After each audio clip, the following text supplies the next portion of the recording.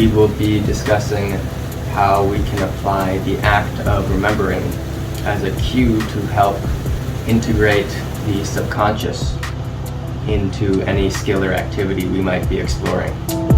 So one way to look at this is when you can't remember something, we want to think about the tangible feeling that we have when we're unable to remember something. So you have this nagging sensation that we can't remember something. And there's a tension involved in that. There's a separation that's occurred. And when we have that feeling, that dawning feeling of, oh yeah, that's what it was, there's a syncing that happens, there's a release that occurs, and there's an integration that occurs where the three bodies, the vital, astral, and mental body, unify and come together. And this allows the subconscious to support that thing that we couldn't remember. So this is really common where we have this separation, and we want to remember and note that feeling of unification that occurs when we remember something. So we can start to apply this on purpose to help us learn different skills, whatever that might be, or to help develop and cultivate an ease with different qualities, perhaps in meditation or Tai Chi or Qigong or really anything. And so one saying I've been using, which has been quite helpful for this, is just going, oh yeah, I already am a master of blank, right? And what this does is it allows this, oh yeah, that's already me. And I found this to be more useful for me than using a simpler phrase of I am a master of, because I find that this act of remembering creates a deeper settling and a deeper change that resonates and reflects down through those three bodies. This is quite clear in the feeling that occurs in the body, that release, that settling, and with that settling, it allows the earth element to form and start to bring this ideal skill set that we're wanting to develop closer to a state of form. So I definitely strongly recommend exploring this. You can have fun with it.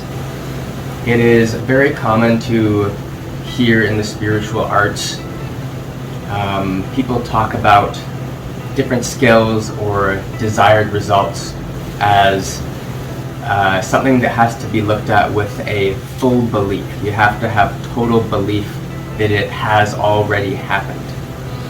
And this is something that, by all accounts, is part of many prayers where the end word, the end phrase, might translate roughly to it is done.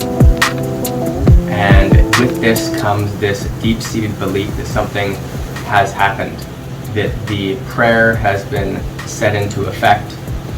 And with this, I like to think of this past, evoking the past. And when we can release time and go back as if this thing has already happened, it allows everything to come together. And when everything has reorganized, all the tissue, all the elemental movements of energy, when everything has all settled and reorganized to support the outcome as if it's already happened, I mean, how could you not get this when the road is already formed, the road's been built, everything's set to lead you to that point? Find that feeling of dawning comprehension. Oh yeah, I already am a master of syncing. I already am a master of releasing into whatever quality you're working on. Oh yeah, I already am a master of this state of mind, whatever it is that you might be exploring. And you can have a lot of fun with this.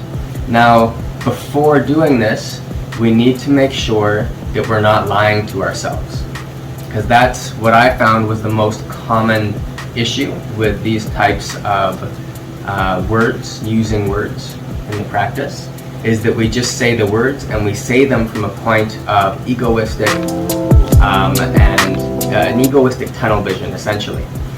So to get out of that egoistic tunnel vision, where a small part of our mind, the mind contracts, we go, this is the thing that I want. Instead of that, we have to pay attention to and find that feeling of comprehension, become aware of it, memorize how everything organizes when we do remember something. So for this to happen, we have to have a degree of mindfulness within our daily life for when this experience occurs.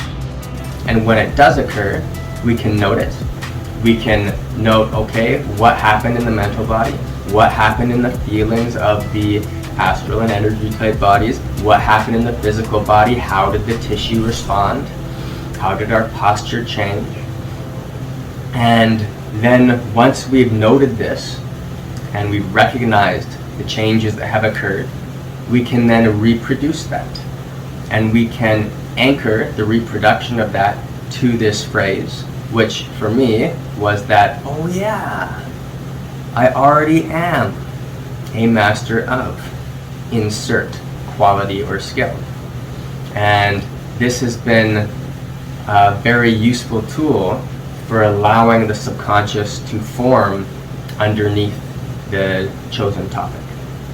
So instead of looking at it point on and only focusing on that thing, we get this deep resonance with the thing we're looking for, and that deep resonance comes from this shift in the subconscious, which is, by all accounts, far more aware of far more points of data than our small conscious mind could ever be aware of. So enjoy this, explore, and have fun.